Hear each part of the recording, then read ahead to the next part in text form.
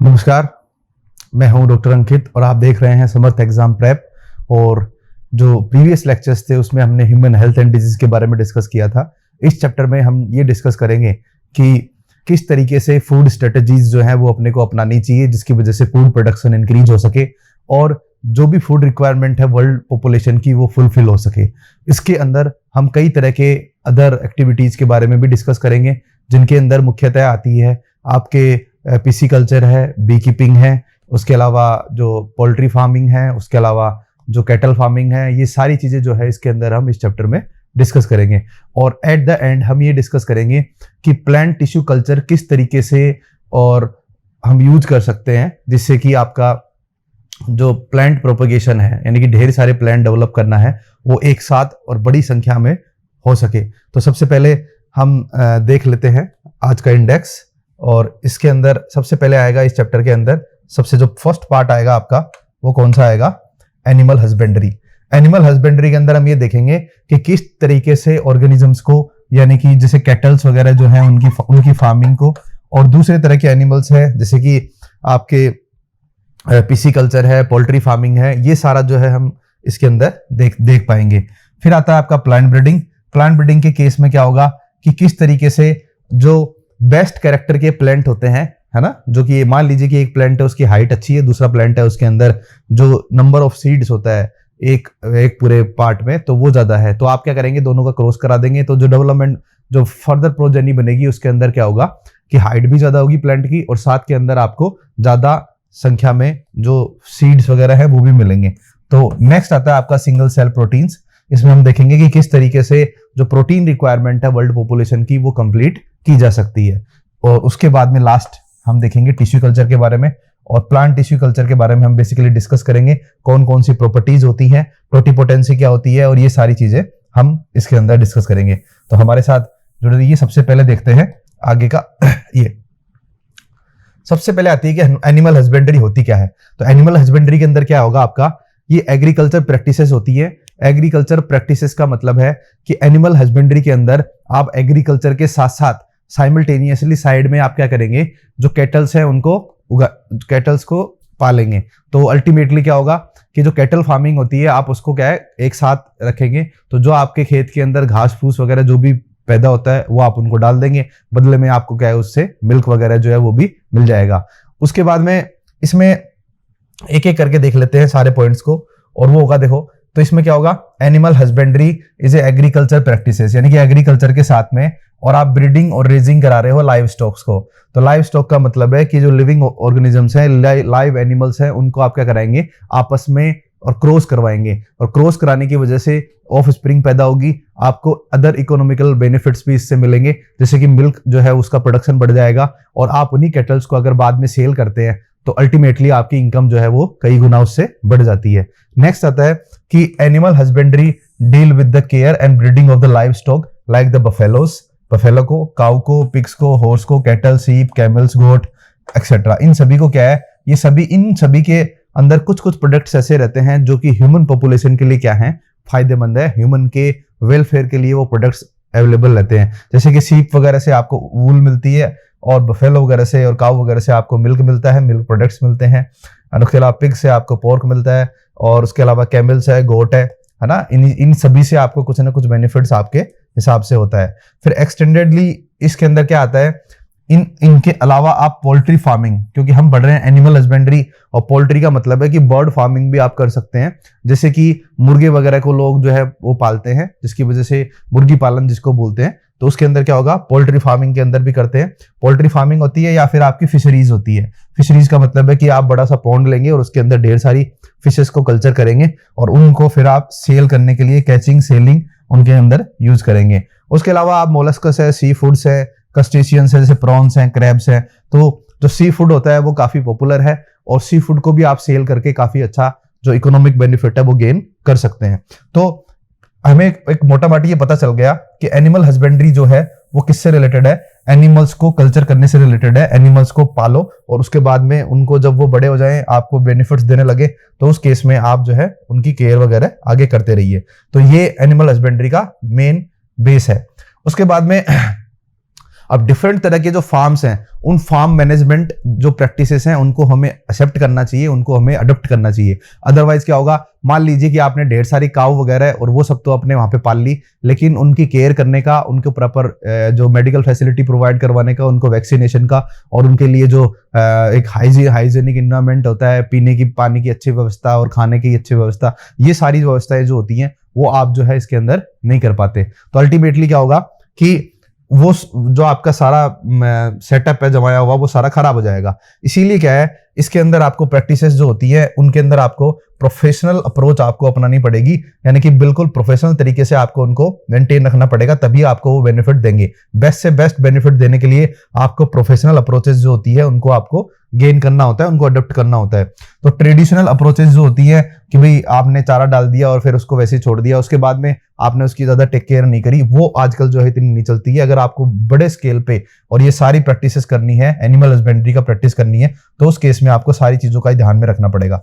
तो अगर आप प्रॉपर मैनेजमेंट इसका रखते हैं तो फूड प्रोडक्शन जो होगा आपका, वो ज्यादातर जो है आपको कवर करके, और आपके जो आपने जो भी फार्म पैदा किया है, चाहे वो कैटल फार्मिंग हो, चाहे वो पोल्ट्री फार्मिंग हो, चाहे वो फिशरीज हो, चाहे उसके अलावा बी कीपिंग हो, वो सारे आपको बेस्ट बेनिफिट देंगे। लेकिन कब देंगे, जब आप बेटर मैनेजमेंट प्रैक्टिसेस जो है वो अडॉप्ट कर लेते हैं। उसके बाद में सबसे पहले आता है इसमें dairy farm management. Dairy farm management में नाम से आपको पता चल रहा है, डेयरी फार्म मैनेजमेंट में हम उन एनिमल्स को, उन कैटल्स को लेंगे जिनसे आपको मिल्क मिलता हो और मिल्क प्रोडक्ट्स मिलते हो। सबसे पहले आपको जो प्राइमरी प्रोडक्ट मिलेगा वो मिल्क मिलेगा, और मिल्क से ही आप फिर छाछ बना सकते हैं, दही बना सकते हैं। उसके अलावा जो आगे की जो प्रैक्टिसेस होती हैं आपकी, जैसे पनीर बनाना है, उसके अलावा और चीज बनाने हैं, ये सारी जो डेयरी प्रोडक्ट्स होते हैं आपको, वो योगर्ट वगैरह, तो ये सारी चीजें जो होती हैं ये क्या करेंगे, आप एक तरह से उनसे गेन कर सकते हैं। लेकिन कब गेन होगी, जब आप बेटर मैनेजमेंट प्रैक्टिसेस यहाँ पे अपनाएंगे। तो चलिए देखते हैं सबसे पहले डेयरी फार्म मैनेजमेंट में हमें किन किन बातों का ध्यान रखना चाहिए और किस तरीके से हम उनको अडॉप्ट कर सकते हैं। सबसे पहले तो आपको क्या करना पड़ेगा, सबसे पहले selection of good breeds. Good breeds यानी कि जो ज्यादा आपको मिल्क वगैरह देती हो, उन ब्रीड्स को सिलेक्ट करना पड़ेगा। मान लीजिए आपने एक ऐसी काऊ को सिलेक्ट कर लिया जो साल में सिर्फ 3 महीने तक मिल्किंग यानी कि लैक्टेशन होता है जिसके अंदर, यानी कि वो आपको दूध देती है, उसके अलावा जो है 9 मंथ तक वो आपके घर में ऐसे ही रहती है, तो उससे आपको बेनिफिट नहीं होगा। आपको ऐसे काऊ वगैरह देखने पड़ेंगे जिनमें लैक्टेशन पीरियड जो है वो आपका लॉन्ग टाइम चलता हो और ज्यादा से ज्यादा मिल्क आपको उनसे मिलता हो। तो देखिए, तो having the high yielding potential, उनमें जो हाई प्रोडक्टिविटी पोटेंशियल है उनके अंदर होना चाहिए under the climatic conditions of the area. और ये इसका मतलब क्लाइमेटिक कंडीशंस का क्या मतलब है कि जो यूनाइटेड स्टेट की काऊ है वो जरूरी नहीं है कि राजस्थान में आके और सर्वाइव करे, या फिर आप राजस्थान की काऊ को आप लेके चले जाएंगे ऑस्ट्रेलिया या न्यूजीलैंड तो वहां पे सर्वाइव करे, क्योंकि ये सारे के सारे जो अडेप्टेशंस होते हैं इनमें, ये अपने पर्टिकुलर एरिया ज्योग्राफिकल जोन के अकॉर्डिंग होते हैं। और उस वजह से आपको ये पता रहना चाहिए कि कैसे ये जो है एक दूसरे से रिलेटेड है। अब आप देखिए, combined with resistance to disease is very important, है ना। आपका डिजीज रेजिस्टेंस भी उनमें होना चाहिए कि कोई डिजीज उनके ना हो। दे हैव हाउस्ड वेल, उनके लिए क्या क्या आप फैसिलिटी दोगे, उनको प्रॉपर हाउसिंग यानी कि रहने खाने की अच्छी व्यवस्था होनी चाहिए उनकी। शुड बी एडिक्वेट वाटर, पीने के पानी की अच्छी फैसिलिटी होनी चाहिए। Maintain the disease free environment, और उस एरिया के अंदर प्रॉपर साफ सफाई और ये सब जो है आपको मेंटेन रखना है। और उसके बाद में stringent cleanliness and the hygiene, proper hygiene maintain रखना है। अब आपको अगर मिल्क बन गया, यानी कि आपने हाउस भी वेल कर लिया, पानी और खाने की व्यवस्था भी अच्छी कर दी, डिजीज फ्री एनवायरनमेंट भी आपने वहां पे प्रोड्यूस कर दिया, अब उसके बाद में क्या होगा, उनको जो मिल्क आपको मिला है उसके स्टोरेज और ट्रांसपोर्ट की फैसिलिटी होनी चाहिए। इतना भी नहीं होना चाहिए कि सिटी से बहुत ज्यादा दूर हो, इतना भी नहीं होना चाहिए कि सिटी के बहुत ज्यादा पास है। सिटी के पास होगा तो आपको एक्सपेंसिव जो है वो एरिया आपको मिलेगा, और उस केस में अगर वो आप उसको रेंट पे लेते हैं या दूसरी चीजें करते हैं, आप अगर आपको लीज पे लेते हैं, रेंट पे लेते हैं, तो उस केस में आपको एक लार्ज अमाउंट जो होगा आपका वो रेंट में चला जाएगा। इसीलिए सिटी से थोड़ा सा दूर रखिए, लेकिन कहाँ रखिए, सिटी से जैसे 40 किलोमीटर, 50 किलोमीटर, 30 किलोमीटर की रेंज के अंदर रखिए, जिससे कि आप डेली यहाँ पे जो है मिल्क वगैरह सप्लाई कर सके। और प्रॉपर फैसिलिटी होनी चाहिए, जैसे मान लो कि पूरा दूध आपके पास में आ गया, अब आपने क्या किया, उस मिल्क को ऐसे ही रख दिया और थोड़ी देर बाद में मिल्क जो है वो खराब हो गया, दूध फट गया और उसके बाद में वो आपके कुछ काम नहीं आएगा। तो अल्टीमेटली एक चीज हमें समझ में आ गई कि मिल्केशन के बाद में, यानी कि जब मिल्किंग कर लेते हैं उस प्रोसेस के बाद में उस मिल्क को प्रॉपर स्टोरेज की फैसिलिटी हमारे पास में होनी चाहिए। जो जनरली जो रेफ्रिजरेटर्स और ये सब होते हैं ये आपके पास में लार्ज लेवल पे वहां पे अवेलेबल होने चाहिए। एक रूम आपका पूरा रेफ्रिजरेशन का ही होना चाहिए जिसमें आप तरह तरह के प्रोडक्ट्स को आप वहां पे स्टोर करके रख सकें, है ना, मिल्क और मिल्क प्रोडक्ट्स को। नेक्स्ट आता है प्रोसेसिंग हैव बिकम द मशीनाइज्ड, और जितनी मशीन पूरा प्रोसेस जो है वो मशीन से आप करेंगे, मशीन से मिल्किंग होगी, मशीन से ही सारा स्टोरेज वगैरह जो भी सारा ज्यादातर प्रोसेस आपने मशीनाइज कर दिया। इसका मतलब क्या है कि ह्यूमन कंटामिनेशन, यानी कि कोई उसके अंदर जो भी आपके डर्टी हैंड्स वगैरह है वो उसमें लगने के चांसेस कम रहेंगे, जिसकी वजह से आपके प्रोडक्ट्स जो है वो क्या रहेंगे, हाइजेनिक प्रोडक्ट्स रहेंगे और उनको मार्केट के अंदर लोग जो है वो अप्रिशिएट करेंगे। तो direct contact with the produce with the handlers, और डायरेक्ट जो हैंडलर है उसके हैंड टच उसके नहीं होने चाहिए। Require regular inspections with the proper record keeping, और आप क्या करेंगे, जो वेटरनरी डॉक्टर है उस वेटरनरी डॉक्टर के हर 3 महीने से या 2 महीने से आप क्या करेंगे, रेगुलर उसके विजिट्स रखेंगे। वो एवरी काउ को, एवरी कैटल को चेक करेगा और चेक करने के बाद में आपको वो सजेस्ट करेगा कि किसके अंदर वैक्सीनेशन की जरूरत है और किसको क्या ट्रीटमेंट देना चाहिए। तो इस तरीके से क्या है कि डेयरी फार्म मैनेजमेंट के अंदर हम इतनी सारी चीजों को डिस्कस कर लेते हैं। तो डेयरी फार्म मैनेजमेंट में हमने कौन कौन सी चीजों का ध्यान रखना है, प्रॉपर हाउसिंग का, adequate water and food supply का, डिजीज फ्री एनवायरनमेंट का, क्लीननेस और हाइजेनिक का, उसके अलावा जो स्टोरेज एंड ट्रांसपोर्ट की जो बेटर फैसिलिटी है वो आपके पास होनी चाहिए। प्रोसेस हैव बिकम द मशीनाइज्ड, और मशीनाइज जितना हो सके मशीन का यूज करना है, और जिससे कि क्या होगा, जो हैंडलर्स के थ्रू कंटामिनेशन होता है उसके अंदर आपका नहीं होना चाहिए, और रेगुलर विजिट जो है वो किसके, आपके होने चाहिए, वेटरनरी डॉक्टर के। नेक्स्ट जो आता है वो आता है आपका poultry farm management. Poultry farm management के अंदर आप देख रहे हैं कि इसके अंदर नाम से पता चल रहा है आपको कि बर्ड्स वगैरह, पोल्ट्री का जो लिटरल मीनिंग लिया जाता है वो आपका हैन फार्मिंग और जो ये रहते हैं उन्हीं से लिया जाता है, लेकिन पोल्ट्री का मतलब एक्चुअली में होता है बर्ड। तो बर्ड्स को आप फार्म कर रहे हैं, चाहे आप डक को फार्म कीजिए, चाहे आप चाहे उसको इनको हैन वगैरह की फार्मिंग कीजिए, टर्की है, डक्स है, चिकन फार्मिंग कीजिए, डक्स फार्मिंग कीजिए, टर्की एंड गीस फार्मिंग कीजिए। तो ये सारे के सारे बर्ड्स हैं, ठीक है ना। ये डोमेस्टिकेटेड फॉल्स यानी कि बर्ड्स को यूज करते हैं उनके फूड के लिए, या फिर उनके एग्स को हम एज ए फूड जो है रिसीव करते हैं।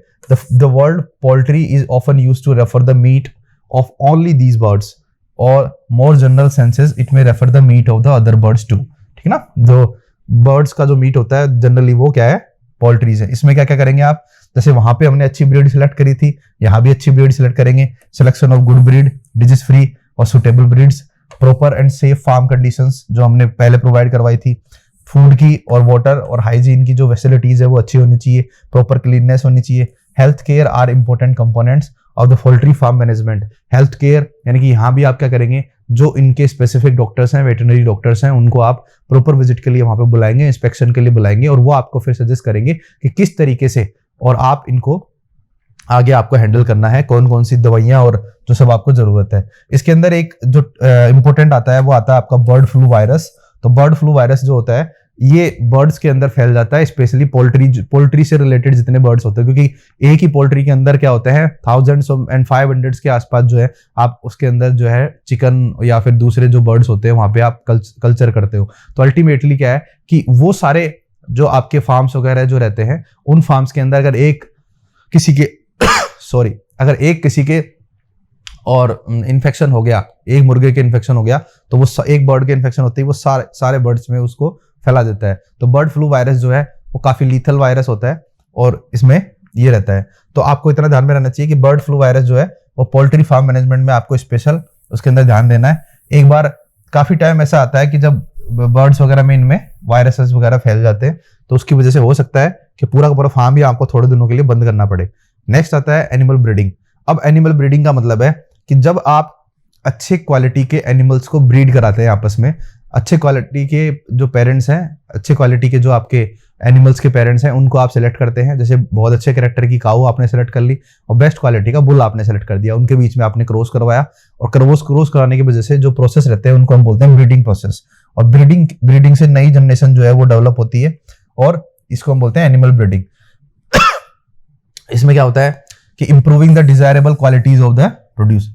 इसमें आप जो डिजायरेबल क्वालिटी है, मान लीजिए कि एक बुल ऐसा है जो कि और हेल्थ में बहुत अच्छा है और उसके अलावा एक काऊ ऐसी है जो कि हेल्थ में भी ठीक है और उसके अलावा उसका मिल्क जो है उसकी क्वालिटी भी ठीक है और क्वांटिटी भी ठीक है। तो आप क्या करेंगे, उन दोनों के बीच में क्रॉस कराएंगे। वो बेटर कैरेक्टर के पेरेंट्स के बीच में आप क्रॉस कराते हैं। तो ये एक तरह से क्या है, आर्टिफिशियली आपने इनको डेवलप किया है। तो ब्रीड क्या होती है? ब्रीड का मतलब है कि एक स्पीसीज और ब्रीड में डिफरेंस होता है। जैसे काऊ जो है सभी अलग एक ही स्पीसीज है, मान लीजिए काऊ जो है वर्ल्ड में वो एक स्पीसीज है, लेकिन उस काऊ के अंदर अलग अलग तरह की ब्रीड्स होती है और उन ब्रीड्स में जो क्या चीज कॉमन होती है, सिमिलर डिसेंट होता है और मोस्ट ऑफ द कैरेक्टर्स, उनके आउटर कैरेक्टर्स, अपीयरेंस वगैरह सब सेम रहता है, फीचर्स है, साइज है, कॉन्फ़िगरेशन है, ये सारा उनमें क्या रहेगा, शेप रहेगा, सेम रहेगा, उसको हम बोलते हैं ब्रीड। और जब ब्रीडिंग रहती है आपकी पूरी is between the animals of the same breed. जब आप सेम ब्रीड के एनिमल्स में क्या है, क्रॉस करा रहे हैं, जैसे कि डॉग के एग्जांपल से इसको मैं समझाना चाहूंगा। आपने मान लीजिए कि डॉग तो बहुत सारे हैं, लेकिन डॉग के अंदर वैरायटीज आती है, जैसे जर्मन शेपर्ड है, पोमेरियन है, उसके अलावा हस्की है, अलग अलग तरह के जो डॉग्स जो है मार्केट में अवेलेबल रहते हैं। तो वो जो डॉग्स है वो सारे एक स्पीसीज के हैं, लेकिन क्या है, एक स्पीसीज के होने के बावजूद भी उनमें क्या है, जो फिजिकली डिफरेंस है, उनकी जो फिजिकल अपीयरेंस है वो अलग अलग रहती है। तो इसीलिए क्या है, वो एक एक अलग अलग ब्रीड के हैं। तो species same but breed different. और उसके बाद में आप उनमें जब क्रॉस कराते हैं तो उसको हम बोलते हैं आउटब्रीडिंग। सेम ब्रीडिंग अगर सेम ब्रीड के अंदर क्रॉस कराते हैं, यानी कि जर्मन शेपर्ड का क्रॉस अगर जर्मन शेपर्ड से ही कराते हैं तो ये आपका क्या हो जाएगा, इनब्रीडिंग हो जाएगा। और अगर जर्मन शेपर्ड का क्रॉस आप करवा रहे हैं और लेब्राडोर से, ठीक है ना, तो उस केस के अंदर ये क्या बन जाएगा, आउटब्रीडिंग हो जाएगा। तो इनब्रीडिंग और आउटब्रीडिंग, इनब्रीडिंग का मतलब है सेम ब्रीड में क्रॉस कराएंगे और आउटब्रीडिंग का मतलब है कि सेम ब्रीड में क्रॉस ना करवा के और किसी दूसरी ब्रीड जो कि सेम स्पीसीज की है उसमें क्रॉस कराएंगे। अब देख लेते हैं कि आउटब्रीडिंग कितनी टाइप्स की होती है और यहीं से आपको जो है एग्जाम में क्वेश्चन पूछा जाता है। एग्जाम में ये चीज पूछी जाएगी कि किस तरीके से जो है अलग अलग तरह से क्रॉस कराए जा सकते हैं। तो एनिमल ब्रीडिंग के टाइप्स मैंने बताया आपको। इन ब्रीडिंग में क्या होगा, सेम ब्रीड के अंदर क्रॉस करवाई जाएगी, है ना, सेम ब्रीड में क्रॉस करवा दिया जाएगा और उसके बाद में जो कि 4 to 6 जनरेशन पे क्या है, उनके अंदर सेम मोर क्लोजली रिलेटेड लोगों में क्रॉस करा दिया जाएगा। लेकिन उसमें क्या करें, सुपीरियर मेल सेलेक्ट कर लोगे और सुपीरियर फीमेल सेलेक्ट कर लोगे, इनके बीच में क्रॉस करा दिया तो इनकी जो ऑफस्प्रिंग बनेगी वो भी सुपीरियर होगी, ठीक है ना, और उसमें से सेलेक्ट कर लेंगे, वो फिर नेक्स्ट फ्यूचर क्रॉस के लिए काम में आपके आएंगे। जैसे कि मान लीजिए बुल विथ सुपीरियर कैरेक्टर को क्रॉस कराया आपने किसके साथ में, काउ विथ मोर लैक्टेशन यानी कि मिल्क प्रोड्यूशन के साथ में क्रॉस कराया, तो इसके जो ऑफस्प्रिंग पैदा होगी वो क्या होगी, आपकी मोर सुटेबल और मोर पोटेंशियल होगी, यानी कि वो ज्यादा आपकी प्रोडक्टिव होगी। और ऐसे ही हमें क्या है, आगे क्रॉस करवाने हैं। तो इन ब्रीडिंग के अंदर हमने क्या किया है, सेम ब्रीड के अंदर क्रॉस कराया है, यानी कि एक तरह से हम डॉग के एग्जांपल में देखें तो जर्मन शेपर्ड का क्रॉस जर्मन शेपर्ड से कराया है। नेक्स्ट देख लेते हैं, ये आएगा animal breeding types and crosses. इसमें क्या आता है, देखो एनिमल ब्रीडिंग के अंदर आपका आता है इन ब्रीडिंग जो है नेसेसरी रहती है। इन ब्रीडिंग से आपके फायदे क्या क्या हैं। सबसे पहले तो अगर आप लगातार इन ब्रीडिंग कराते जाते हैं, इसका मतलब है सिमिलर कैरेक्टर्स जो होंगे उनके होमोजाइगस कंडीशन होने के उनके फायदे होंगे, जो हमने मेंडल वाले चैप्टर में पढ़ा था कि होमोजाइगस कंडीशन का मतलब है ये वाली कंडीशन, जब पेयर्स के एलील्स जो है वो सेम होते हो, तो उससे आपको क्या मिलेगा, प्योर लाइन्स यानी कि प्योर पेरेंट्स आप डेवलप कर सकते हैं इन ब्रीडिंग करवा के। उसके बाद में है ये इन ब्रीडिंग जो होती है वो लीथल रिसेसिव जीन्स को एक्सपोज कर देती है और वो एलिमिनेट हो जाते हैं सिलेक्शन से। मान लीजिए कि एक्स जीन जो है उसकी 2 एलील्स है, एक्स जीन की 2 एलील्स है और इन दोनों एलील्स को जो है अगर ये एक साथ आ जाती है तो पर्सन की डेथ हो जाती है और वो उस जनरेशन में चली आ रही है। तो आप क्या करेंगे सॉरी, वो उस जनरेशन में चली आ रही है तो आप क्या करेंगे कि उनको क्रॉस करवाते चले जाएंगे, तो वो एक साथ आ जाएंगे। एक साथ आते ही वो जो प्रोजेनी होगी उसकी डेथ हो जाएगी और वो जीन उनके साथ ही एलिमिनेट हो जाएगा। तो elimination of the less desired gene के लिए हेल्प करता है। और साथ में अगर आप बट इसका नुकसान जो है, ड्रॉबैक जो होता है इसका, है ना, ड्रॉबैक जो होता है इसका, फायदे तो है इसके लेकिन ड्रॉबैक क्या होगा कि close inbreeding reduce fertility and even productivity. तो बार बार आप कराते हो तो फर्टिलिटी जो है वो रिड्यूस हो जाती है और कई बार क्या होता है कि इनब्रीडिंग डिप्रेशन आ जाता है। इनब्रीडिंग डिप्रेशन का मतलब क्या है कि जो प्रोडक्ट्स वगैरह हैं उनके ये बढ़ जाएगी।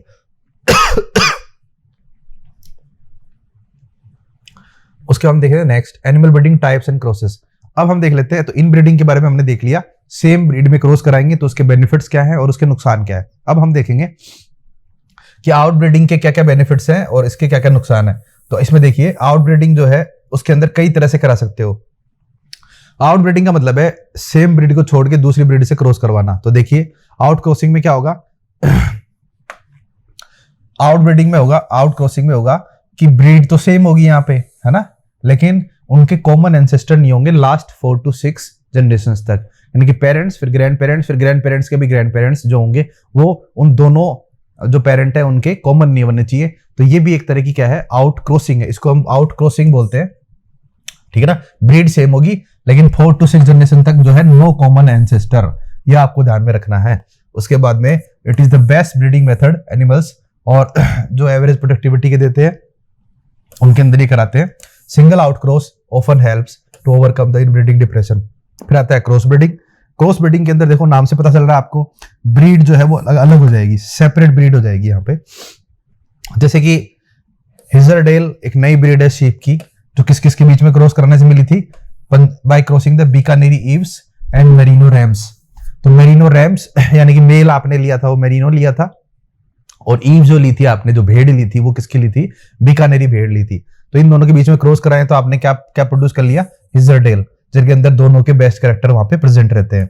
इंटर स्पेसिफिक हाइब्रिडाइजेशन होता है, इसमें नाम से पता चल रहा है आपको, इंटर स्पेसिफिक हाइब्रिडाइजेशन, यानी कि स्पीसीज जो है वो आपकी अलग हो जाएगी। जैसे कि हॉर्स और डंकी का क्रॉस करवाते हैं आप ऐसे, तो उससे क्या प्रोड्यूस होते हैं, म्यूल प्रोड्यूस होते हैं। और ये म्यूल जो है वो इनमें क्या है, हाफ कैरेक्टर हॉर्स के रहेंगे, हाफ कैरेक्टर डंकी के रहेंगे, लेकिन इससे क्या होगा, ये दोनों के दोनों जो है एक दूसरे से बेस्ट कैरेक्टर के होंगे।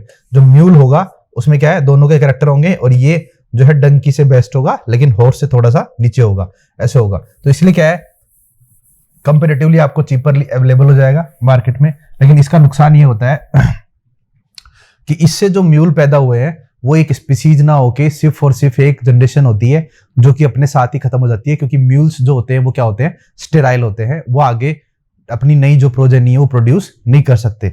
नेक्स्ट आता है animal breeding types of crosses. उसके में आता है आर्टिफिशियल इंसेमिनेशन, सबसे बेस्ट मेथड है और काफी पॉपुलर भी है।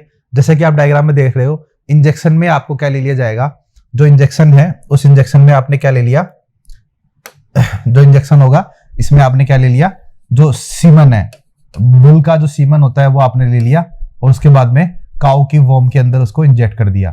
इंजेक्ट करने के बाद में जो ऑफस्प्रिंग पैदा होगी उसमें उस बुल के कैरेक्टर होंगे जिसका सीमन आपने लिया है। ये किन के लिए उपयोगी रहती है, किन के लिए यूजफुल है, जो कैटल्स वगैरह घरों के अंदर रहते हैं, जिनको आप दूर कहीं पे लेके नहीं जा सकते नेचुरल क्रॉस के लिए, तो उस केस के अंदर आप क्या करते हैं, आर्टिफिशियली इनको जो है वो कर देते हैं, आर्टिफिशियल सीमन इंजेक्ट कर देते हैं और रिप्रोडक्टिव ट्रैक्ट में, और उसके बाद में ये जो आपका सीमन रहता है उससे फिर नई जो ऑफस्प्रिंग होती है वो प्रोड्यूस हो जाती है। और सीमन को जो है आप क्या करते हैं, लिक्विड नाइट्रोजन में स्टोर करके रखते हैं, है ना, फ्रोजन फॉर्म में लिक्विड नाइट्रोजन में स्टोर करके रखते हैं, जिसका टेम्परेचर होता है -196 डिग्री सेंटीग्रेड, ये रहता है। तो लिक्विड नाइट्रोजन में इसको स्टोर करके रखेंगे। आर्टिफिशियल इंसेमिनेशन ये हमने रिप्रोडक्टिव हेल्थ वाले चैप्टर के अंदर भी पढ़ा था, तो वहां से आप रिकॉल कर सकते हैं। नेक्स्ट आता है, ये थोड़ा सा इस चैप्टर के अंदर समझने वाला पार्ट है, multiple ovulation embryo transfer, MOET, है ना। MOET जो है मल्टीपल ओवुलेशन एम्ब्रियो ट्रांसफर है, इसको कैसे समझना है वो आप देखिए। सबसे पहले आप देखिए क्या करते हैं, जो सुपीरियर काउ होगी इसको हम क्या करेंगे, इसको FSH का इंजेक्शन लगा देंगे। किसका इंजेक्शन लगाया आपने, FSH, फॉलिकुलर स्टिमुलेटिंग हार्मोन का, जो हमने रिप्रोडक्टिव सिस्टम में हेल्थ जो है उसमें डिस्कस किया था। और विद इन FSH का इंजेक्शन जैसे इसमें लगाओगे, इसमें क्या होगा, जो है ओवुलेशन जो है वो स्टार्ट हो जाएगा। जैसे आप इसमें इंजेक्शन लगाते हो तो इसमें सुपर ओवुलेशन होगा। सुपर ओवुलेशन का मतलब है नॉर्मली एक ओवुलेशन में एक एग प्रोड्यूस होता है, लेकिन सुपर ओवुलेशन में एक साथ में 8 से 10 एग जो है वो प्रोड्यूस हो जाएंगे।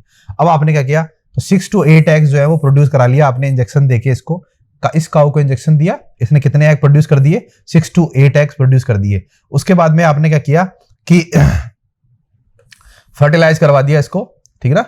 फर्टिलाइज करवाने के बाद में आपने क्या किया है, एम्ब्रियो जो है वो बन गए 8 to 32 सेल स्टेज के अंदर जो एम्ब्रियो बने हैं, 8 से 32 सेल स्टेज के अंदर जो एम्ब्रियो बने हैं, उन एम्ब्रियो को इस काऊ में से निकाल के, यहां से निकाल के, और उसके बाद में जो अदर काउज होती हैं, दूसरी काउज जो है, इनके अंदर ट्रांसफर कर दिया। इस काउ से आपने एम्ब्रियोज निकाले, जो मान लो कि 6 एम्ब्रियो बन गए थे, 6 में से एक इसको दे दिया, दूसरा इसको, थर्ड, फोर्थ, फिफ्थ एंड 6। यानी कि जो डेवलपमेंट होगा एम्ब्रियो का वो इन काउज में होगा, और जो मेन काउ है that will be ready for the next round of ovulation. उसमें वापस से आप इंजेक्शन दीजिए, वापस से प्रोसेस कीजिए, 6 to 8 एग्स जो है वो प्रोड्यूस होंगे, और उनके बाद में नेचुरल मैटिंग करा लीजिए, आर्टिफिशियल इंसेमिनेशन करा के इनको फर्टिलाइज करवा लीजिए बेस्ट बुल के साथ में। और उसके बाद में 8 to 32 सेल स्टेज के अंदर जो भी आपके एम्ब्रियोज बने हैं उन एम्ब्रियोज को यहाँ से आइसोलेट करके नेचुरली रिकवर्ड करके, और उसके बाद में 1 2 3 4 5 6 अलग अलग काउज जो होंगी उनके अंदर इम्प्लांट कर देंगे। यानी कि एक तरह से ये जो है ये सरोगेट मदर की तरह काम में करेंगी, और ये जो है ये क्या होगी, जेनेटिक मदर होगी। जो एग ओवम होगा वो इसी का ही होगा, और जो 9 मंथ तक या जो भी जितना भी टाइम रहता है इनका 6 to 10 मंथ का, उसके अंदर क्या रहेगा, ये वाली काउज जो है ये आपकी इसको टेक केयर करेंगी। यानी कि एक तरह से सरोगेट मदर है और ये जेनेटिक मदर है। तो होपफुली आपको समझ में आ गया होगा। मल्टीपल ओवुलेशन यानी कि ढेर सारा मल्टीपल ओवुलेशन करवाएंगे। कैसे करवाएंगे, इंजेक्शन देके FSH का, और उसके बाद में एम्ब्रियो ट्रांसफर। जैसे ही एम्ब्रियो बन जाता है उसके बाद में उस एम्ब्रियो को हम ट्रांसफर कर देंगे। तो नाम से ही आपको सारा पता चल रहा है कि किस तरीके से जो है आप इसको समझ सकते हैं। तो ये था आपका MOET, और इससे जो है क्वेश्चन जरूर आता है। उसके बाद में आता है बी कीपिंग।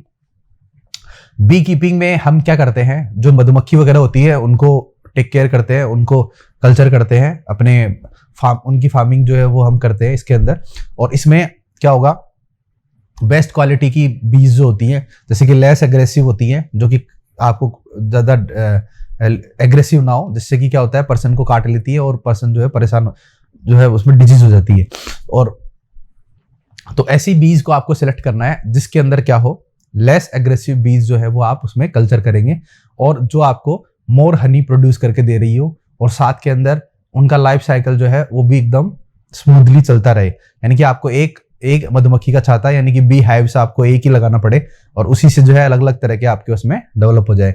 इसके लिए क्या करना पड़ता है कि बेस्ट क्वालिटीज की बी आपको सिलेक्ट करनी पड़ती है, और उसके बाद में उनको कल्चर करना पड़ता है अपने खेत में। और उससे क्या होगा, आपकी जो क्रॉप होगी उस क्रॉप का पॉलिनेशन अच्छे से होता है, इस वजह से और जो क्रॉप प्रोडक्टिविटी होती है वो भी इंक्रीज हो जाती है ना, क्रॉस पॉलिनेशन की वजह से। क्योंकि हमने देखा था कि कैसे बीज जो होती हैं वो एक प्लांट के फ्लावर से दूसरे प्लांट के स्टिग्मा पे लैंड कर जाती है और अल्टीमेटली पोलन को ट्रांसफर कर देती है। तो इनके अंदर जो इंपॉर्टेंट बीज आती हैं वो आती हैं आपकी इंडियन बीज जो है वो आपकी एपीज इंडिका है, तो सबसे ज्यादा कल्चर की जाती है। और दूसरी जो इटालियन वेराइटी होती है वो कौन सी है, एपीज मेलिफेरा। एपीज मेलिफेरा जो है वो इटालियन वेराइटी है, और ये वेराइटीज जो होती हैं आपको हमेशा क्या करेंगी, ज्यादा आपको प्रोड्यूस करके देंगी, ज्यादा हनी आपको प्रोड्यूस करके देगी। बीज जो होते हैं उनसे आपको और क्या क्या मिलता है, आपको हनी तो मिलता ही है, साथ में बी वैक्स भी मिलता है, यानी कि जो वैक्स होता है वो भी आपको इनके हाइव्स वगैरह से मिलेगा। तो अब देखिए इनके अंदर हम कैसे वो है। सबसे पहले तो आपको नॉलेज होना चाहिए नेचर और हैबिट के, बी के हैबिट का। उसके बाद में selection of suitable location of the keeping the bee hives. आपके फार्म में किस जगह पे आपको बी हाइव्स यानी मधुमक्खी के छाते जो है वो आपको वहां पे रखने हैं। जो पेटी होती है इनकी, उन पेटीज को आप ले जाके रख देते हो, तो वो आपको कहाँ पे रखने हैं, बॉक्सेस। और उसके बाद में catches and hiving of swarms. उनके बाद में आप क्या करेंगे, ग्रुप ऑफ बीज को आप पकड़ लेते हैं, उनके बाद में उनको अपने जो आपका आर्टिफिशियल बी हाइव्स है उसके अंदर आप उसको कल्चर करके रखते हैं डिफरेंट सीजन्स के लिए। और फिर handling and collection of honey and B wax. Honey आपको निकालना आना चाहिए और बी वैक्स आपको निकालना वहां से आना चाहिए। Bee are the pollinators of many our crop species, जैसे सनफ्लावर्स है ना, उसके अलावा ब्रेसिका है, एप्पल है, पियर्स है, इनके लिए क्या है, बी जो होती है वो एक तरह से पॉलिनेटर की तरह काम करती है। Keeping the bee hives in the crop field, यानी कि मैंने जैसे आपको बताया था कि क्रॉप के अंदर अगर आप बी हाइव्स को रख देते हैं अलग अलग लोकेशन के ऊपर, मान लीजिए आपका खेत जो है वो इतना बड़ा है, तो आपने क्या किया, लोकेशन नंबर 1 2 3 4 5 6 ऐसे करके आपने क्या है बी हाइव्स वगैरह यहाँ पे रख दिए। तो उससे क्या होगा, आसपास के एरिया में अच्छे से पॉलिनेशन होगा और आपकी जो क्रॉप प्रोडक्टिविटी है वो इंक्रीज हो जाएगी। तो क्रॉप यील्ड और साथ के अंदर हनी की जो यील्ड होती है वो भी आपकी क्या है, इंक्रीज हो जाती है। तो इनमें से आपको याद क्या रखना है कि दो वेराइटीज कौन कौन सी हैं, एपीज इंडिका है और एपीज मेलिफेरा है। उसी से ही क्वेश्चन आएगा। आपको हनी के अलावा बी से क्या मिलता है, बी वैक्स भी मिलता है, ठीक है। उसके बाद आता है फिशरीज। फिशरीज से नाम से पता चल रहा है आप क्या करेंगे, जो catching and processing and selling of fishes, of the sell fishes और एक्वेटिक एनिमल्स। इसमें एक्वेटिक एनिमल्स भी इंक्लूड रहते हैं, जैसे प्रॉन्स हैं और बाकी चीजें हैं। तो इसमें क्या होगा, some of the fresh water fishes, यहीं से क्वेश्चन आएगा आपके एग्जाम में, पूछा जाएगा CUET में कि फ्रेश वाटर फिशेस जो है वो कौन कौन सी हैं। तो कैटला है, रोहू है, और उसके अलावा आपके कॉमन कार्प है। तो ये तीन है, कैटला, रोहू एंड कॉमन कार्प, ये तीनों है फ्रेश वाटर फिशेस, यानी कि जो हम जो पानी पीने में यूज करते हैं उन वाटर के अंदर ये रहने वाली फिशेस होती हैं। दूसरी होती है मरीन फिशेस, जो कि आपको सी वाटर के अंदर मिलती है। ये कौन कौन सी हैं, हिल्सा, सर्डाइन, मैक्रेल एंड पॉम्फ्रेट्स, ये सारी जो है ये आपकी मरीन वॉसेस। यहीं से क्वेश्चन आएगा आपका, इन दोनों में से एक में से आपको पूछा जाएगा कि which one of the following is a marine water fishes. तो उस केस में आपको इनमें से कोई सिलेक्ट करना है।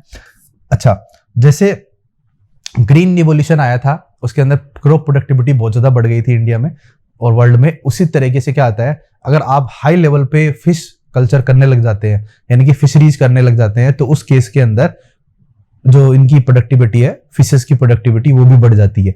और उनकी प्रोडक्टिविटी बढ़ने की वजह से, और आप देख रहे हैं कि same line as green revolution, और उस तरीके से क्या होगा, इस प्रोसेस को हम बोलते हैं ब्लू रिवॉल्यूशन। वाटर का कलर कैसा होता है, ब्लू, तो इसीलिए इसको हम बोलते हैं ब्लू रिवॉल्यूशन, क्योंकि इसकी वजह से क्या है, जो वो एक्वेटिक ऑर्गेनिजम्स हैं उनकी प्रोडक्टिविटी बढ़ जाती है, क्योंकि ये भी जो है पूरे वर्ल्ड में खाने पीने के लिए पॉपुलर रहती है। फिशेस वगैरह काफी सारी पॉपुलेशन जो है वो फिश कंज्यूम करती है, तो इसीलिए ऐसा रहता है। नेक्स्ट जो आता है आपका, वो आता है plant breeding green revolution. Plant breeding green revolution में आप क्या देखेंगे कि ये जो है, ये है नॉर्मल बोरलॉग। नॉर्मल बोरलॉग जो है वो क्या है, वो एक साइंटिस्ट हैं जो कि क्या कर रहे हैं आपके, ये नॉर्मल बोरलॉग जो रहते हैं, इन्होंने क्या किया था कि अल्टीमेटली ग्रीन रिवॉल्यूशन के लिए रेस्पॉन्सिबल, एक मैक्सिकन वैरायटी थी गेहूं की, उन्होंने उस गेहूं की वैरायटी जो थी वो क्या है, वो आपने वो टॉल वैरायटी जो थी उसको उन्होंने सेमी ड्वार्फ बना दिया था, जिसकी वजह से और प्रोडक्टिविटी जो है वो भी काफी ज्यादा इंक्रीज हो गई थी गेहूं की। यानी कि पहले जिस खेत के अंदर 100 क्विंटल गेहूं जो है वो प्रोड्यूस हो रहा है, और जो दूसरा जैसे ही ग्रीन रिवॉल्यूशन आया उसके बाद में 100 क्विंटल से वो 400 क्विंटल जो है वो प्रोड्यूस होने लग गया, 4 गुना प्रोडक्टिविटी हो गई, जिसकी वजह से जो है वर्ल्ड पॉपुलेशन की जो हंगर इंडेक्स वगैरह जो है उसके अंदर काफी लार्ज स्केल पे कमी आई थी, क्योंकि सबके लिए फूड अवेलेबल बाद में हो सकता है। इंडिया, तो ये वर्ल्ड लेवल पे आपसे पूछा जाए तो आप किसका नाम लेंगे, नॉर्मल बोरलॉग का।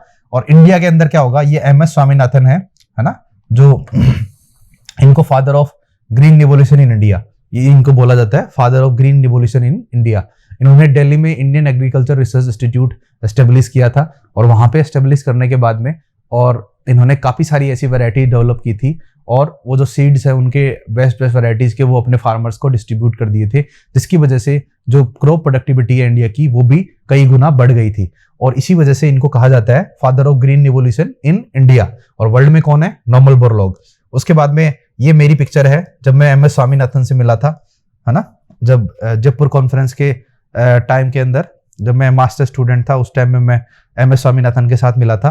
तो ये जो है, ये मेरी MS स्वामीनाथन के साथ हमें फोटो वोटो लेने का उस टाइम मौका मिला था। तो ये है, तो ये आपको बस पूछ सकते हैं कि father of green revolution in India कौन है और वर्ल्ड में कौन है। तो वर्ल्ड में तो नॉर्मल बोरलॉग है, और इंडिया के अंदर आपके जो MS स्वामीनाथन है ये है। उसके अलावा क्या रहेगा, इनमें ग्रीन रिवॉल्यूशन में किया क्या गया था, प्लांट ब्रीडिंग के, यानी कि प्लांट क्रॉस के ऐसे मेथड्स देखे गए थे जिनके अंदर हाई यील्ड, हाई जो प्रोडक्टिविटी वाली वैरायटीज है उनके आप, और डिजीज रेजिस्टेंट जो वैरायटीज है उनके बीच में क्रॉस कराया गया था। एक प्लांट है, मान लीजिए कि ये वाला A प्लांट है, A प्लांट जो है आपको खूब सारी प्रोडक्टिविटी देता है, मान लीजिए कि 100 kg आपको वेट प्रोड्यूस करके देता है। और दूसरे वाला है, ये क्या करता है, ये डिजीज फ्री है, ये डिजीज फ्री है, यानी कि इसके डिजीज नहीं होगी, डिजीज फ्री। तो आपने A का B से क्रॉस करा दिया, तो इनकी जो ऑफस्प्रिंग बनेगी बाद में वो क्या होगी, वो इस मान लो कि ये ऑफस्प्रिंग बन गई, इनका हाइब्रिड बन गया। तो इनके हाइब्रिड बनने से आपने क्या देख लिया कि इसमें दोनों के कैरेक्टर होंगे, यानी कि ये डिजीज फ्री भी होगा और साथ के अंदर मोर प्रोडक्टिव भी होगा। तो इस तरीके से आप देख रहे हैं कि कैसे दो बेस्ट कैरेक्टर को चूज करके उनके बीच में क्रॉस करा के और बेस्ट से बेस्ट ऑफस्प्रिंग आप पैदा कर सकते हैं। इसके बाद में नेक्स्ट जो आता है वो आता है modern plant breeding. Modern plant breeding के अंदर हम क्या करते हैं, ये क्लासिकल प्लांट ब्रीडिंग में तो आपने कैरेक्टर सिलेक्ट कर लिए और उन दोनों के बीच में क्रॉस करा दिया, सिंपल सा है। मॉडर्न प्लांट ब्रीडिंग के अंदर आप क्या करते हैं, जो मोलिकुलर बायोलॉजी है उसका यूज करेंगे, टिश्यू कल्चर का यूज करते हैं प्लांट ब्रीडिंग का, और साथ के अंदर क्या करते हैं आजकल जो जेनेटिक टूल्स है यानी कि जीन ट्रांसफर वगैरह जो होते हैं वो भी उसमें आजकल काफी पॉपुलर में रहता है। इंक्रीज टॉलरेंस है इन्वायरमेंट के लिए, इन्वायरमेंटल स्ट्रेसेस के लिए, जैसे कि हाई सैलिनिटी यानी कि हाई सॉल्ट कंसंट्रेशन में भी प्लांट ग्रो कर जाएगा, एक्सट्रीम टेम्परेचर में भी ग्रो कर जाएगा, और ड्रोट रेजिस्टेंस यानी कि अगर मान लो किसी साल में बारिश नहीं होती है तो उस केस के अंदर ड्रोट जो है उस कंडीशंस में भी यानी कि बिना विदाउट वाटर कंडीशन में भी जो प्लांट आपके ठीक ठाक ग्रो कर जाएंगे। रेजिस्टेंस ऑफ पैथोजेंस यानी कि वायरस, फंजाई और बैक्टीरिया के लिए रेजिस्टेंस उनके अंदर होगा। Increase tolerance to in insect और पेस्ट, इंसेक्ट और पेस्ट जो होते हैं इंसेक्टिसिडल और पेस्टिसाइडल प्रॉपर्टीज इनके अंदर होती है इन प्लांट्स में, तो इसलिए इंसेक्ट्स वगैरह होते हैं वो इनको डैमेज नहीं कर पाते और आपकी जो प्रोडक्टिविटी है वो मेंटेन रहती है, वो खराब नहीं होती।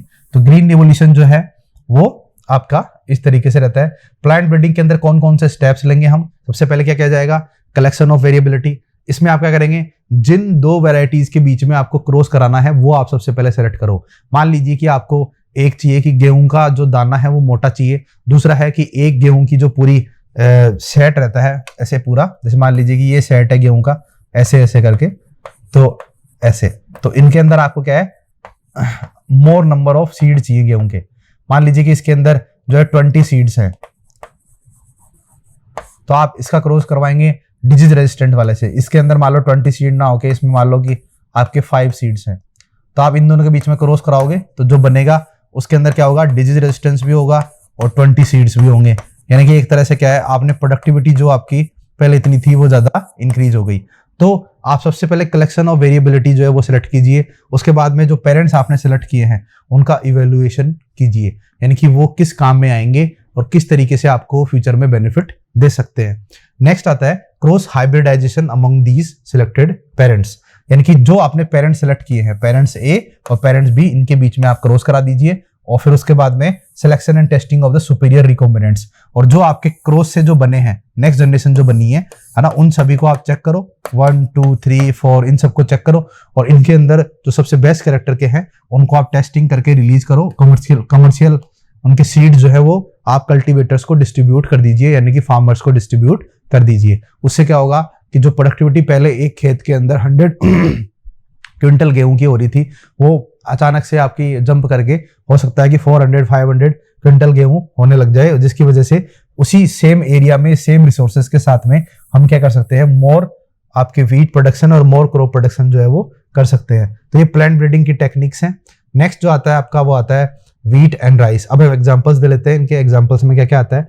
वीट और राइस के अंदर मैंने आपको बताया था कि पहले जो वीट जो था वो इतना इलोंगेटेड था, वाइल्ड टाइप डेला डिग्रेडेड है ना, उसके बाद में जो प्लांट है वो स्टेबलाइज डेला के अंदर कर दिया आपने, और उसके बाद में देखो इनके बीच में और इनके बीच में आपने क्या किया, जैसे मान लीजिए ये है, इनके बीच में और इसके बीच में आपने ये कर दिया, तो उस केस में ये प्लांट बना। इसमें आप देखिए कि इसके अंदर जो है इतना ज्यादा ये नहीं है, और इन दोनों के क्रॉस से और ये बन गया। इसकी वजह से क्या है, नंबर ऑफ सीड्स जो है वो भी आपके बढ़ गए, और इसके अंदर क्या होगा, स्टेबलाइज डेला आपको मिल गया सेकेंड म्यूटेशन से।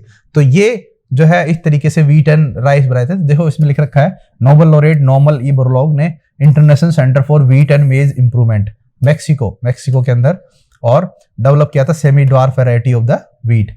उसके बाद में 1963 के अंदर क्या किया था, यहाँ पे इंडिया में सोनालिका एंड कल्याण सोना, ये दो वीट की वैरायटी थी, हाई यील्ड और डिजीज रेजिस्टेंस वैरायटी है, और ये इंट्रोड्यूस की गई थी over the wheat growing belt of India. उसके बाद में सेमी ड्वार्फ राइस की वैरायटी IR8। आपसे ये पूछेंगे कि कौन कौन सी वैरायटीज है, सोनालिका और कल्याण सोना किसकी वैरायटी है, वीट की वैरायटीज है। इनके अंदर क्या था, हाई यील्ड थी और डिजीज रेजिस्टेंस था। दूसरा कौन सा है, IR8 किसकी है, राइस की वैरायटी है। International rice research institute IRRI में फिलीपींस के अंदर ये प्रोड्यूस किया गया था। और टाइचुआंग नेटिव है ना, ये दूसरी वैरायटी है TN, ठीक है ना, डेवलप्ड एड ये रहता है। और ताइवान और इंडिया के कोलैबोरेशन से ये वैरायटी डेवलप की गई थी। नेक्स्ट आता है आपका कि the derivatives were introduce in the 1966। उसके बाद में सेमी ड्वार्फ वैरायटीज जो होती हैं, जैसे जया है और रत्ना है, तो जया, रत्ना, IR8, सोनालिका और कल्याण सोना, आपको ये पता होना चाहिए कि ये जो वैरायटीज है ये किसकी है, गेहूं की है या राइस की है, तो ये आपसे पूछा जाएगा। और इस तरीके से क्या है प्लांट ब्रीडिंग के अंदर वीट एंड राइस जो है वो डेवलप किए गए थे। नेक्स्ट जो आता है अपना वो आता है अदर क्रॉप्स। अदर क्रॉप्स के अंदर आएगा आपका शुगर केन। शुगर केन में क्या होगा, जो शुगर केन होगा आपका उसके अंदर क्या होगा, शुगर केन के अंदर sacrum barberi and sacrum officinarum, ये दो आपको याद रखने हैं। इनके अंदर जो स्टेम होगा वो थिकर होगा, यानी कि उससे ज्यादा जूस निकलेगा और उससे हाई शुगर जो है उसके अंदर आपको मिलेगी, यानी कि शुगर का प्रोडक्शन है वो इंक्रीज हो जाएगा। तो कौन कौन सी वैरायटी है, sacrum barberi and sacrum officinarum, ये शुगर केन की वैरायटी है। उसके बाद में मिलेट्स आते हैं, जैसे कि हाइब्रिड मेज है, ज्वार है, बाजरा है, ये सारे क्या है कि डेवलप किए गए इंडिया के अंदर ऐसे, और इनसे क्या मिलता है आपको, हाई यील्डिंग वैरायटीज है और वो की रेजिस्टेंस होती है वाटर स्ट्रेस के लिए, यानी कि कम पानी के अंदर भी, कि कोई साल ऐसा होता है कि जब मानसून नहीं आता है तो उस केस के अंदर ये वैरायटीज जो है ये आपकी अच्छा प्रोडक्शन आपको दे देगी। तो इस तरीके से क्या है, ये सारी अदर क्रॉप जो है ये आ जाती है। अब क्या करेंगे, plant breeding disease resistant plant को हम कैसे डेवलप करेंगे, प्लांट ब्रीडिंग। तो उसमें देखिए रेजिस्टेंस जो होता है प्लांट का, डिजीज रेजिस्टेंस, वो क्या करेगा, प्लांट की एबिलिटी होती है जो उसको किससे प्रिवेंट करती है, पैथोजन से, और डिजीज कोजिंग माइक्रो ऑर्गेनिज्म से, और जो पैथोजन से उनसे प्रोटेक्ट करती है होस्ट प्लांट को। Some of the disease causing plant जो होते हैं फंजाई है ना, जैसे कि रस्ट, तो जैसे ब्राउन रस्ट है, वीट है, red rot of sugarcane है, लेट ब्लाइट पोटैटो है, ये सारी डिजीज जो है ये फंजाई से प्लांट के अंदर कर दी जाती है। बैक्टीरिया से ब्लैक रोट ऑफ क्रूसीफरस है, वायरस से जो है TME tobacco mosaic virus, turnip mosaic virus, तो ये सारे जो है ये आपके प्लांट ब्रीडिंग जो है इनके अंदर आप करवा सकते हो, यानी कि आप इन सभी पैथोजन से अपने प्लांट्स को रजिस्ट कर सकते हो आपस में, किसको यूज करके, प्लांट ब्रीडिंग की टेक्निक को यूज करके।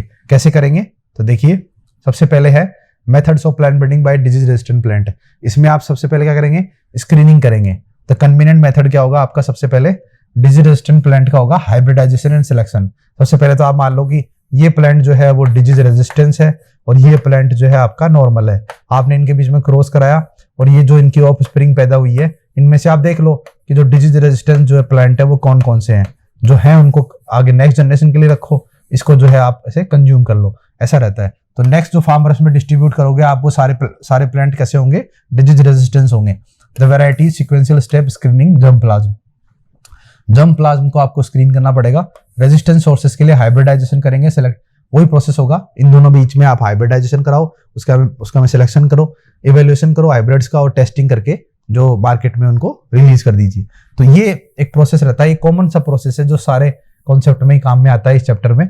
और उसके बाद में नेक्स्ट जो आता है वो प्लांट ब्रीडिंग से कौन कौन से डिजीज रेजिस्टेंट जो है वैरायटीज डेवलप की गई थी। तो आपको इस टेबल को याद रखना है, इसमें बस ये दिख रखा है जैसे वीट है, वीट की कौन कौन सी वैरायटी है, हिमगिरी है, इसमें कौन सी डिजीज के लिए रेजिस्टेंस है, लीफ एंड स्ट्राइप रस्ट के लिए रेजिस्टेंस है और हिल बर्ट के लिए रेजिस्टेंस है। ब्रेसिका यानी कि आपके सरसों, उसके अंदर जो है पूसा स्वर्नियम, ये जो है इसके अंदर आपके ये व्हाइट जो रस्ट है वो है ना, व्हाइट रस्ट जिसके अगेंस्ट में रेजिस्टेंस है। कॉलीफ्लावर, पूसा सुब्रा, और ये इनके अंदर क्या है, black wrote and curl blight black rot, इनके अगेंस्ट में क्या है, रेजिस्टेंस है। तो ये टेबल आपको ध्यान में रखनी है और इसके अंदर से ही आपको ये पूछा जाएगा एग्जाम में, तो इसलिए क्या है, इसको आप इंपॉर्टेंट मार्क कर सकते हो। ठीक है, ये टेबल जो रहेगी आपकी कैसी रहेगी, इंपॉर्टेंट रहेगी।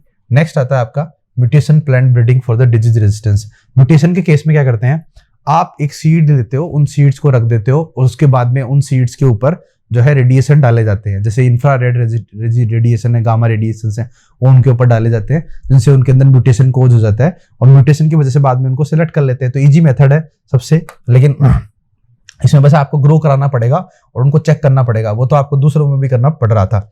इसीलिए क्या है, मूंग बीन के अंदर रेजिस्टेंस YMV वायरस के लिए म्यूटेशन के थ्रू करवाया गया था। इसमें आता है YMV येलो मोज़ेक वायरस, और फिर आता है आपका भिंडी, इनके अंदर किया गया था।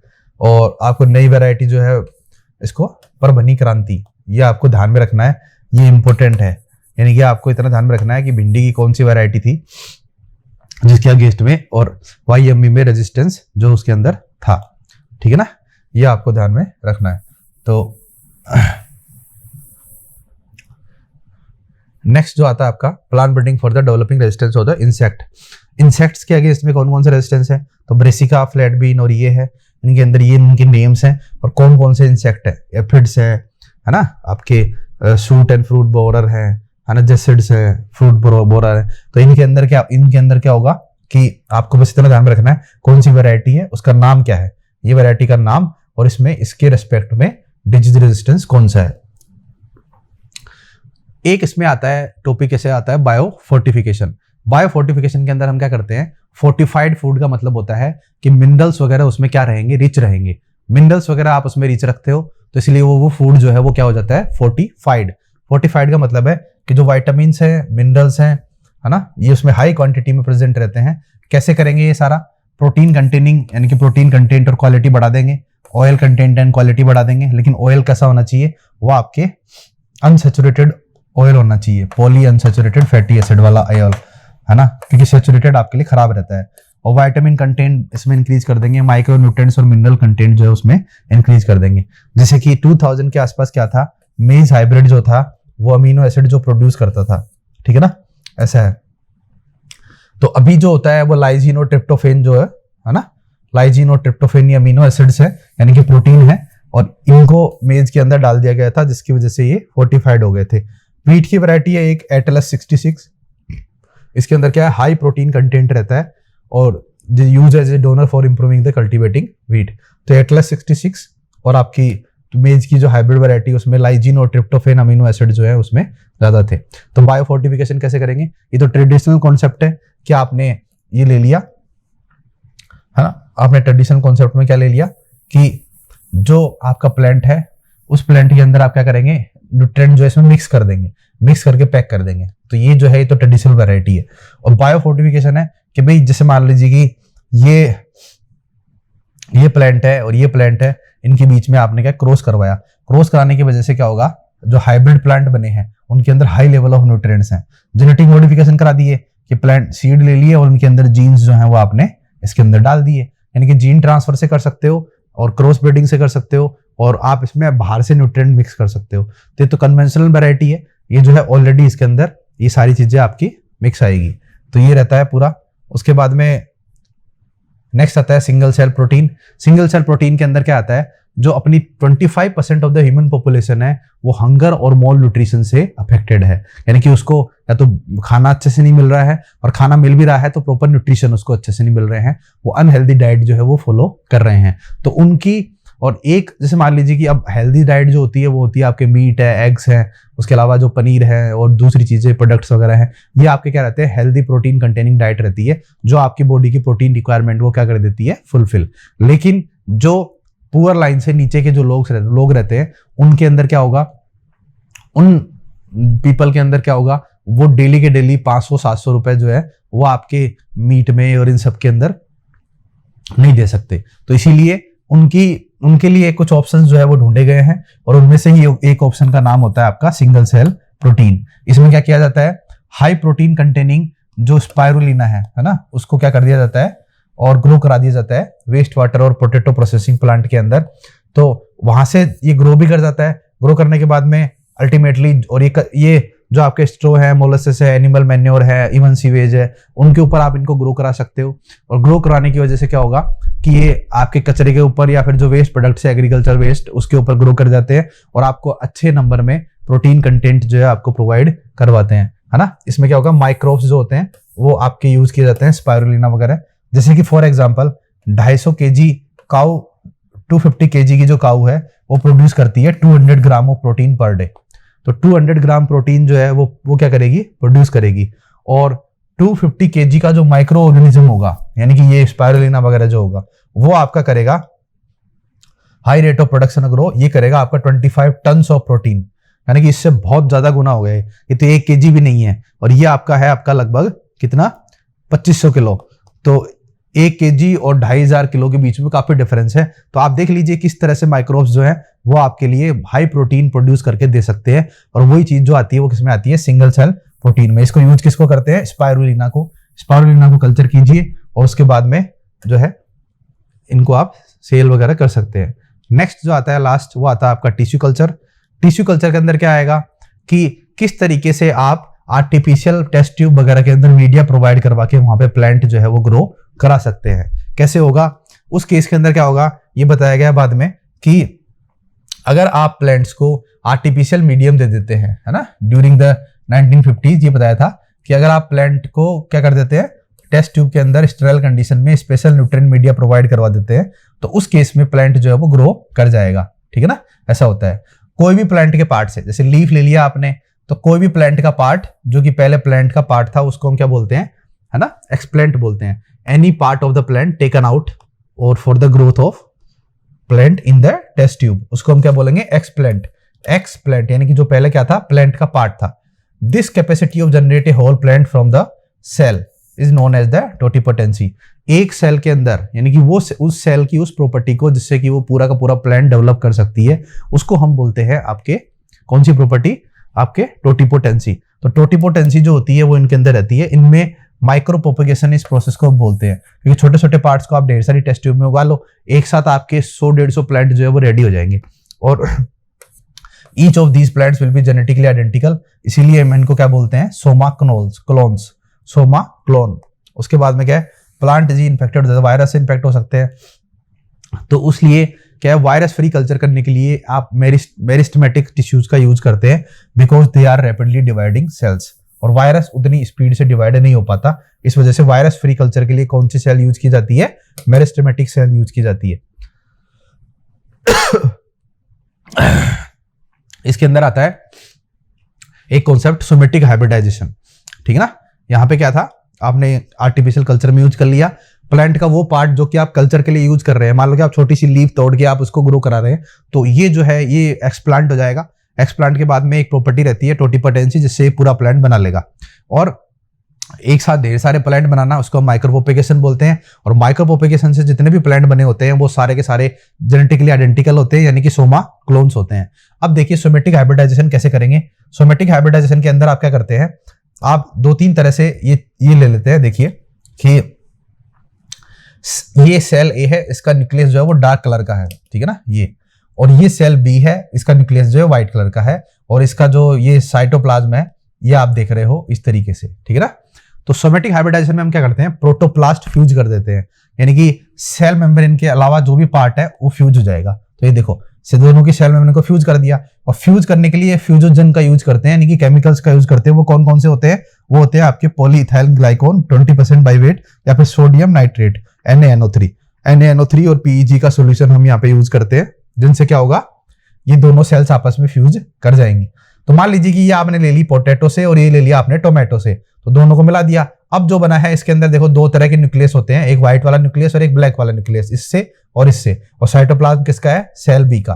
तो ये बन जाता है आपका हेटेरोकैरियोन, क्योंकि इसमें 2 तरह के कैरियोन यानी कि न्यूक्लियस प्रेजेंट है, ये हेटेरोकैरियोन बन गया। और ये हेटेरोकैरियोन फर्दर जाके क्या करता है, अगर ये दोनों न्यूक्लियस फ्यूज हो जाते हैं तब तो ये ऐसा बन जाएगा, इसको हम बोलते हैं सिनकैरियोट, है ना, सिनकैरियोसाइट, और यानी कि हाइब्रिड बन जाता है ये पूरा।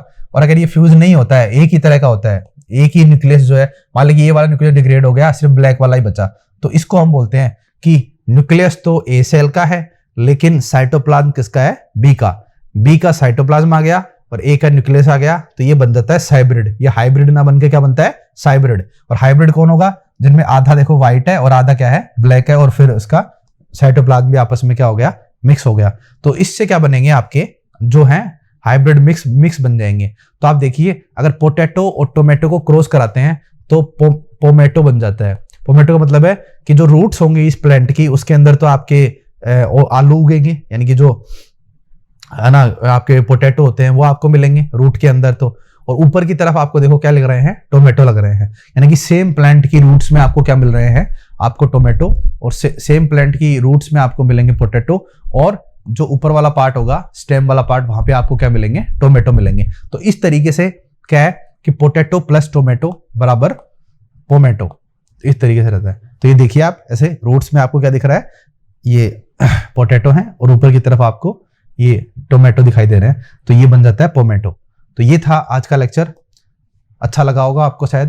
तो इसलिए नेक्स्ट लेक्चर जो होगा, आपके क्वेश्चंस वगैरह जो होंगे वो आप कमेंट बॉक्स में लिखिए, और देखते रहिए हमारा चैनल आगे वाले लेक्चर्स के लिए। Thank you very much.